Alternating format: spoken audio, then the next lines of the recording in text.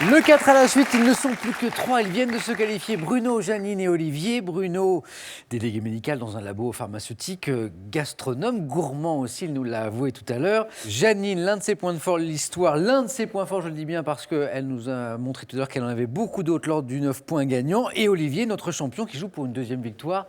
Tout le monde est prêt ? Prêt. Vous allez choisir un thème parmi les 4 que je vais vous proposer dans un instant. Vous avez ensuite 40 secondes pour faire idéalement 4 bonnes réponses à la suite. Bien sûr, en cas d'erreur, hop, on retombe à 0. Les thèmes, regardez les voici. Ils ont fini l'année numéro 1. Alors c'est un questionnaire qui porte sur les sportifs ou les équipes ayant terminé l'année 2015 en tête des classements de leurs disciplines respectives. Voilà pour l'explication.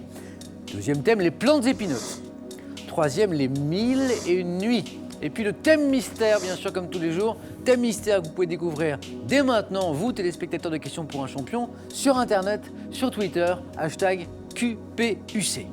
Olivier, vous êtes arrivé en tête tout à l'heure au 9 points gagnants. C'est à vous de choisir en premier. Je vais prendre, ils ont fini l'année numéro 1. Ils ont fini l'année numéro 1. Venez jouer, Olivier.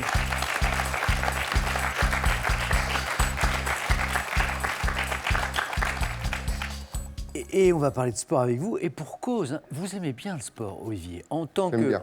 pour la culture, et en pratique aussi. Oui. Hein, la marche nordique actuellement, Oui. vous en faites beaucoup. Vous nous rappelez ce que c'est la marche nordique ? C'est marcher avec des bâtons, ça vient en fait des sportifs de ski de fond, les fondeurs, Ouais. qui, pour s'entraîner l'été, avaient trouvé ce système-là au départ.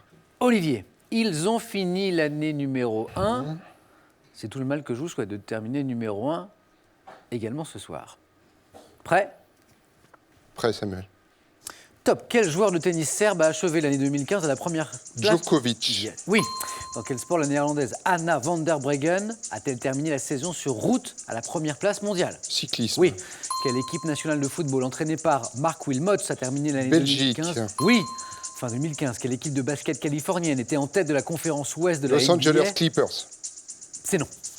Grâce notamment à sa victoire en Coupe du Monde, quelle nation a terminé l'année au premier rang du classement mondial du World Rugby ? Nouvelle-Zélande. Oui. Fin 2015, dans quel sport de raquette le Français Frédéric Gauthier a-t-il... Squash. Oui. Grâce à 10 victoires en Grand Prix, quel pilote de Formule 1 britannique a terminé la saison 2015 avec un 3e titre ? Hamilton. Oui, bravo Olivier, 3 points. Ouais, non, j'ai raté. Vous l'aviez donc pour le squash, c'était notamment le Français Grégory Gauthier qui a terminé numéro 1. Voilà la fameuse question qui vous a manqué. Je vous vois un peu bougon, mais c'est pas grave Olivier, Bougon, 3 ouais. points c'est très bien. Qui vous a fait rater le 4 à la suite, fin 2015, l'équipe de basket de Californie qui était en tête de la conférence ouest de la NBA. Golden State. Oui, et il vous est revenu maintenant. Oui, non, j'ai inversé. Bravo Olivier. Janine, à nous maintenant. Alors, il nous reste les plantes épineuses, les 1001 nuits, histoire de contes, de littérature, bien sûr, et puis le thème mystère. Janine. Je vais essayer les 1001 nuits. Venez Janine, venez jouer avec moi. On va s'endormir. Janine, on est sur les 1001 nuits. On va essayer. Janine, vous êtes prête ? Oh oui. Top, quel héros d'un des contes les plus célèbres découvre au centre de la Terre une lampe merveilleuse ? Aladdin. Oui. Dans le premier conte, à quel génie de l'ère des croyances arabes 3 vieillards Gide. racontent... Oui. Quel cinéaste italien, auteur du film Le Décaméron, a réalisé en 1974 une adaptation érotique des 1001 nuits ? Pasolini, mais je ne sais pas. Oui. De 1704 à 1717, quel orientaliste est le premier à traduire en français les 1001 nuits ? Un orientaliste. Je ne sais pas. Quelle princesse fait le récit des contes des 1001 Scheherazade. nuits ? Oui. Quel personnage raconte ses lointains voyages par mer ? Simbad. Oui. Avec la Perse, quel pays également appelé Bharat a fourni la plupart des contes des 1001 nuits ? Ça va être l'Inde. Et c'est l'Inde. 3 points. Bravo Janine, bravo. La seule qui vous a manqué, comme Olivier, pour faire le 4 à la suite, l'orientaliste, pas facile. Premier à traduire en français les 1001 nuits, Galland, Antoine Galland. Je ne connais pas. Bravo Janine. Bruno, la barre est haute là. Hein. Ouais.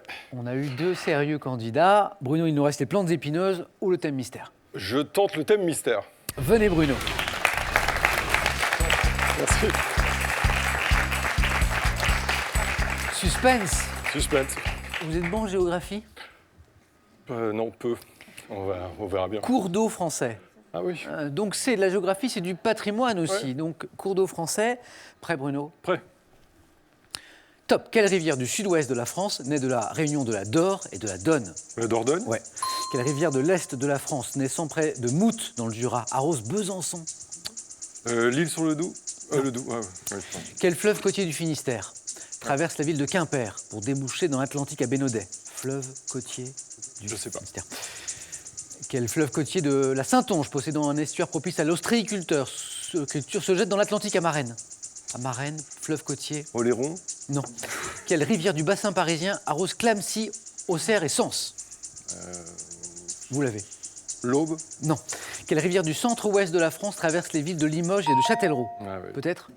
Non, je sais pas. Pas facile, Ouais, pas moi, je facile. connaissais pas du tout. Ouais. Tous les cours d'eau. 1 point, Bruno. 1 point.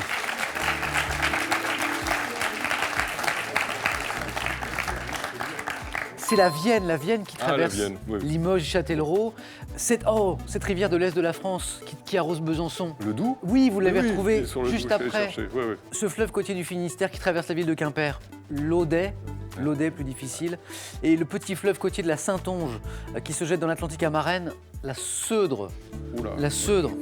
On a été très heureux de jouer avec vous, Bruno. J'ai été Merci ravi. d'être venu à Question pour un champion. Merci. À très bientôt, j'espère. Merci. Merci Samuel. À vous maintenant, dernière chance de jouer avec nous pour remporter 500 € ce soir. Le tirage au sort sera effectué dans 5 minutes parmi les bonnes réponses. N'oubliez pas aussi que notre grand concours pour décrocher la cagnotte se poursuit aussi. Cagnotte qui a 10 900 € ce soir. La question, la voici. Selon une expression, dans quel fruit tombe-t-on lorsqu'on s'évanouit? Réponse 1 dans les pommes, réponse 2 dans les pêches. Appelez le 3243, ça c'est le téléphone. Par SMS, vous envoyez 1 ou 2 au 7 10 20, tirage au sort parmi les bonnes réponses. Dans un instant, le face-à-face entre Olivier le champion et Janine. Dans un instant sur France 3, on compte sur vous, à tout de suite.